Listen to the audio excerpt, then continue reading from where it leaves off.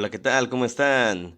Sean todos bienvenidos a su podcast, Brujo X, porque recuerda que el hechizo más poderoso que existe es la imaginación. Hola, espero que todos se encuentren muy bien. Estamos cerrando este final de mes. Me da mucho gusto poder llegar con todos ustedes y que estén aquí disfrutando. Yo soy Tabo X y estamos aquí para poder disfrutar de las historias que tanto les agradan.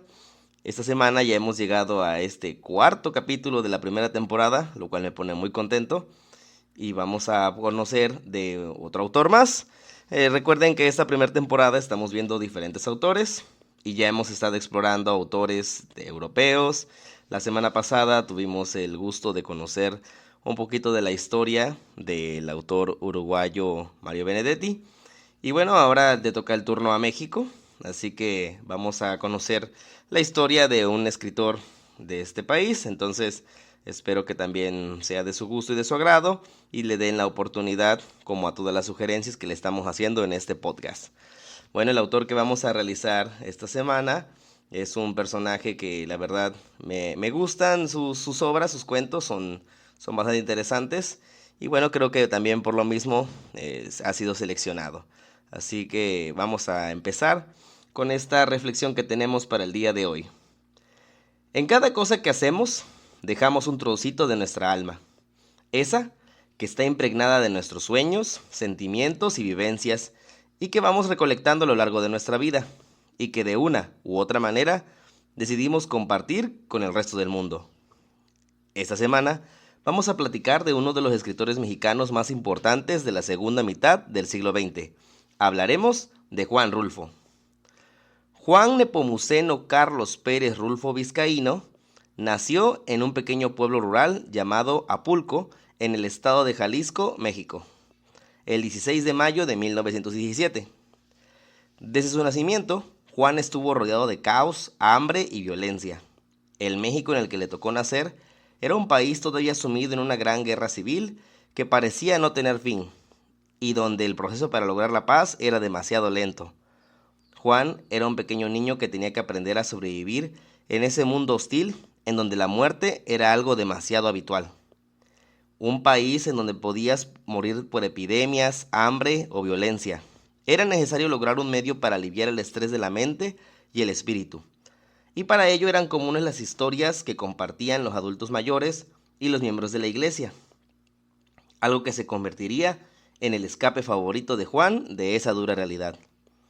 En 1923, cuando apenas tenía 6 años, su padre fue asesinado.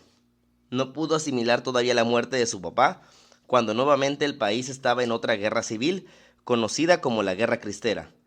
Y en 1927, su madre también murió. Como muchos de la época, Juan se convirtió en un huérfano a causa de la violencia, y también en un desplazado que tuvo que emigrar a otro pueblo a casa de su abuela. Sin embargo, la guerra continuaba, y eso solo empeoraba su situación. Él, al igual que muchos niños de la época, le tocó aprender a sobrevivir rodeado del caos, del aroma a muerte y del miedo constante. Pero en esa época Juan encontró un escape de su realidad en la imaginación. La guerra terminó, pero no por ello el sufrimiento, y al igual que muchos niños, Juan terminó en un orfanato, en condiciones deplorables, sufriendo todo tipo de abusos, maltratos, y tal y como él lo narraría años más tarde, estar en el orfanato es igual que estar en una prisión. Juan se fue a la Ciudad de México. Logró entrar en una empresa que vendía llantas para poder ganarse la vida, pero al mismo tiempo acudía como oyente a la universidad. Disfrutaba de poder escuchar clases y conferencias y después comenzó a participar en una revista con algunas publicaciones. Juan logró entrar a trabajar como agente de inmigración y logró poder seguir trabajando en oficinas del gobierno. Su vida pareciera que ya tenía otra energía, lejos de la agitación de su infancia, pero nuevamente los diarios publican que México anuncia su entrada en 1942 en la Segunda Guerra Mundial, algo que sin duda causa toda la agitación social en un país que parecía resistirse a la paz. Cada suspiro es como un sorbo de vida del que uno se deshace, escribiría Juan. En 1945 publica 2 cuentos, Nos han dado la tierra y Macario. A partir de este momento comienza el nacimiento de Juan Rulfo, el escritor. En 1948 publica La Cuesta de las Comadres. En 1950, Talpa. En 1951, Diles que no me maten. En 1955, se publicó Pedro Páramo, considerada una de las mejores obras de la literatura del habla hispana del siglo XX, y que se convirtió en un gran éxito literario. Sin embargo, a pesar del éxito que tuvo su obra, Juan Rulfo ya no quiso seguir escribiendo ninguna novela. Siguió participando en muchas otras actividades, pero dejó para siempre su producción de obras extensas. Solo hizo pequeñas publicaciones, pero nunca quiso continuar con más obras como esa. Juan Rulfo obtuvo muchos premios, pero siempre se reservó las razones para dejar de escribir novelas. Siempre dio declaraciones sesgadas y poco claras del por qué tal vez su vida misma quedó reflejada por medio de sus obras. Si alguna vez has tenido la oportunidad de leer Pedro Páramo, entenderás cómo es que muchas veces en la búsqueda del pasado, de eso que no queremos dejar atrás, también podemos quedar atrapados y sin saberlo, ir muriendo de a poco con él. Después de su etapa como escritor, se convirtió en fotógrafo y buscó, por medio de la fotografía, seguir expresando emociones y reflejando diferentes situaciones gracias a las imágenes que lograba captar. Finalmente, el 7 de enero de 1986, murió en la Ciudad de México a causa de cáncer de pulmón. Su cuerpo fue llevado al Palacio de Bellas Artes para recibir los honores y el último adiós de amigos, escritores y diferentes personalidades que lograron conocerlo por medio de sus obras. Como diría Juan Rulfo en su obra Pedro Páramo, dicen que los pensamientos de los sueños van derechitos al cielo. Ojalá que los míos alcancen esa altura. Bueno, esta es una pequeña biografía del personaje que estamos conociendo el día de hoy. Si alguno de ustedes ya tenía el gusto de conocer un poco de su historia, bueno, pues ya aquí tenemos otra pequeña reseña de lo que fue su vida.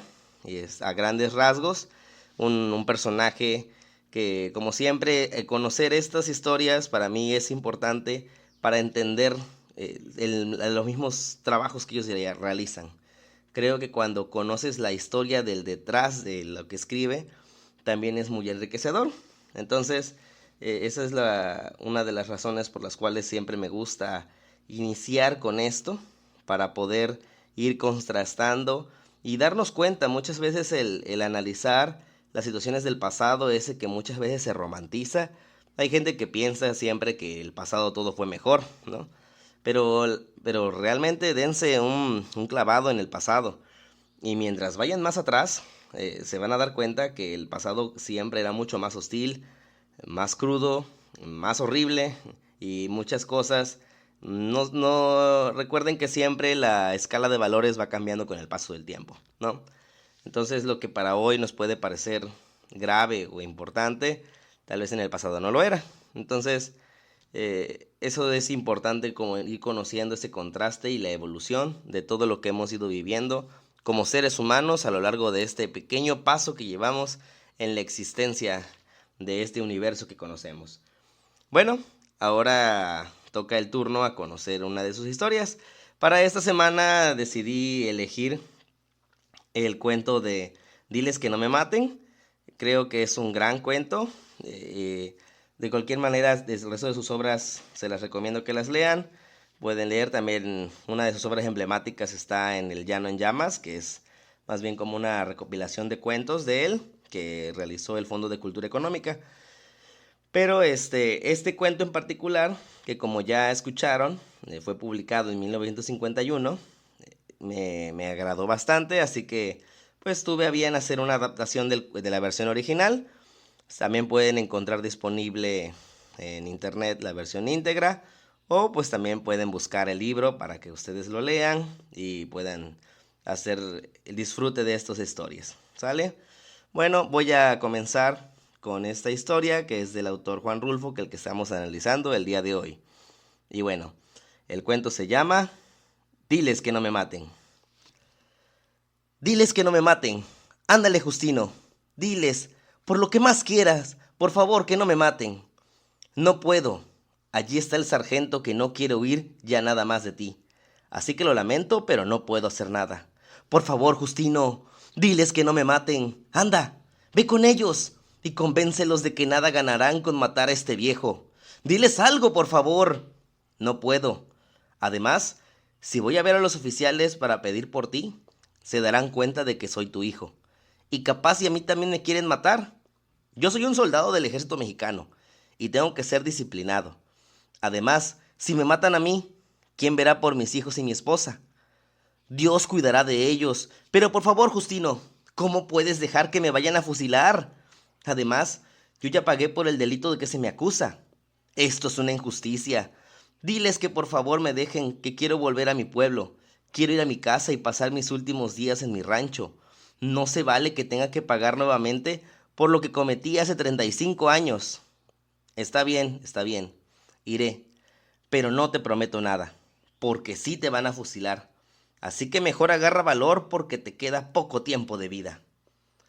Juvencio Nava, encadenado a un poste, se derrumbó mientras veía a su hijo alejarse, deseando que pudiera hacer algo para salvarlo del destino. Se sentó a recordar cómo los militares lo habían ido a sacar en la madrugada de su casa. Lo amarraron de las manos y lo comenzaron a jalar caminando desde su pueblo hasta el campamento militar. 35 años atrás, Juvencio Nava vivió en un pueblo llamado Alima, en donde era vecino de don Lupe Terreros, un hombre con un gran rancho que daba junto al único río. Un día llegó la sequía, muy intensa en la zona, y los animales de Juvencio comenzaron a morir de hambre y de sed.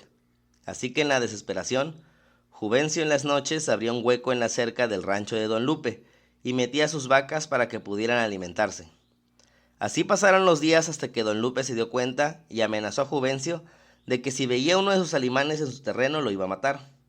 Fue entonces cuando una noche don Lupe mató a un novillo que pastaba en su terreno, y eso despertó la ira de Juvencio, que no entendía por qué era tan egoísta don Lupe. Así que tomó su machete y lo mató. Juvencio fue arrestado y llevado a la cárcel por el homicidio de don Lupe, quien tenía 2 hijos muy pequeños cuando pasaron aquellos hechos. La esposa de don Lupe se murió poco después de tristeza y los niños se los llevaron lejos a la capital. Juvencio tuvo que vender sus animales para pagarle al juez y después de varios años logró salir de la cárcel. Cuando salió, ya no tenía nada. Sus tierras habían sido invadidas y fue expulsado de Alima. Tomó sus cosas que le quedaron y se fue con su esposa y su hijo a vivir a un pueblo en la sierra llamado Palo de Venado. Juvencio comenzó a trabajar en el campo haciendo lo único que sabía hacer, pues no había tenido estudios, así que solo dependía de la fuerza de sus brazos para poder llevar la comida a la mesa. Constantemente vivía con el miedo de que algún día los policías que lo habían liberado lo fueran a buscar, y muchos en el pueblo se burlaban de él.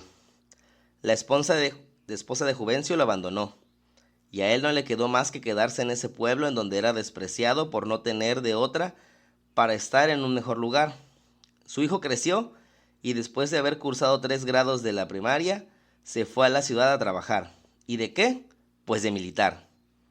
Ahora Juvencio era un hombre mayor de 60 años. Su cuerpo ya no tenía la fuerza suficiente para hacer todo lo que podía hacer antes, pero no por eso quería morir.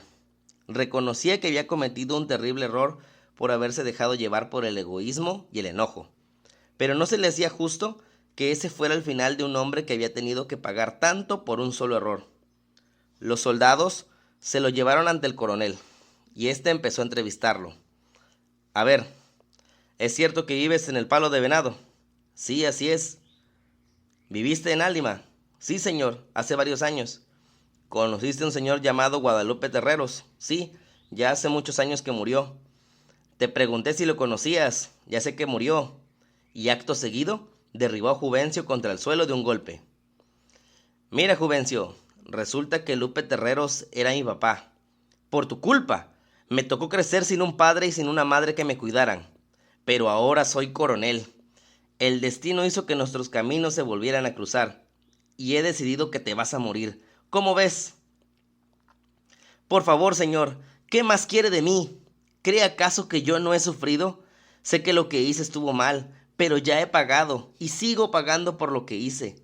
Por favor, deje que este viejo vuelva a su casa donde no molesta a nadie. Tenga piedad de mí. Llévenselo y amárrenlo. Denle algo de tomar para que no sienta tanto las balas, que pronto se morirá. Juvencio seguía amarrado al poste cuando por fin regresó su hijo. Lo levantó, le puso una costalilla de harina en la cabeza y lo echó encima del lomo de un burro. Vámonos, papá, te llevaré de vuelta a Palo de Venado, y te he cubierto la cabeza para que cuando tus nietos te vean en el velorio, no se espanten por todos los agujeros que te dejaron en el rostro, las balas que te metió el coronel. Fin. Bueno, esta es la historia que tenemos el día de hoy, de Diles que por favor no me maten. Espero que les haya gustado, no sé qué opinen. Creo que es un gran cuento.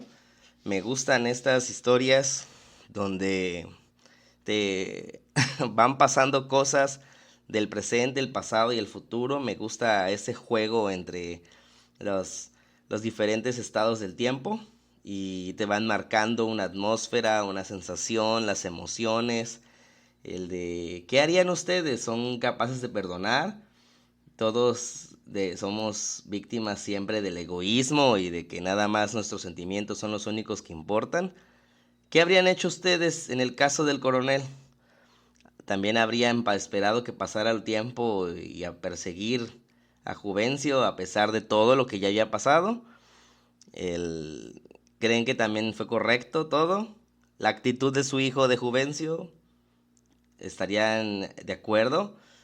¿Habrían hecho lo mismo de dejar que lo mataran a pesar de que sabía que él ya había pagado? Y sobre todo, que era su papá.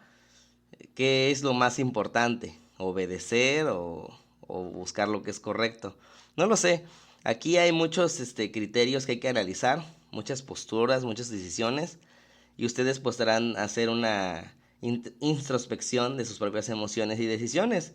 ¿Qué es lo que ustedes habrían decidido en esta situación? El caso de Juvencio, ¿por qué se quedó ahí, no? Se quedó tal vez en una especie de sentir que estaba purgando por su pena todo lo que le había pasado. Él entendía que había hecho mal, ¿no? Y de que pues estuvo equivocado el momento cuando decidió matar a Guadalupe Terreros y dijo, bueno, ok, ya me metieron a la cárcel, lo perdí todo, me quedé sin esposa, solo me quedé con mi hijo me abandonó pronto porque pues tenía que buscar empleo. Y en aquella época, en ese México, curiosamente, pues no había muchas opciones. Y para alguien que quería, en una época donde la guerra era lo que estaba de moda, pues ¿qué era lo más fácil? Pues ser soldado, ¿no? Te garantizaba cierta seguridad social. Como hasta la fecha hay personas que esa es la razón por la que deciden unirse a las Fuerzas Armadas, por el tema de la seguridad social. Pero bueno, esta es la reflexión que tenemos para el día de hoy, que es lo que ustedes habrían hecho en el lugar de los personajes. Creo que nos deja mucho para la reflexión. Entonces, pues como siempre, si les gustó, espero que lo compartan, coméntenlo, déjenme saber sus comentarios, qué es lo que opinan, qué habrían hecho ustedes en esta situación. Y bueno, ya estaremos preparándonos para nuestro siguiente capítulo, aquí mismo en Brujo X, donde recuerden que el hechizo más poderoso que existe es la imaginación.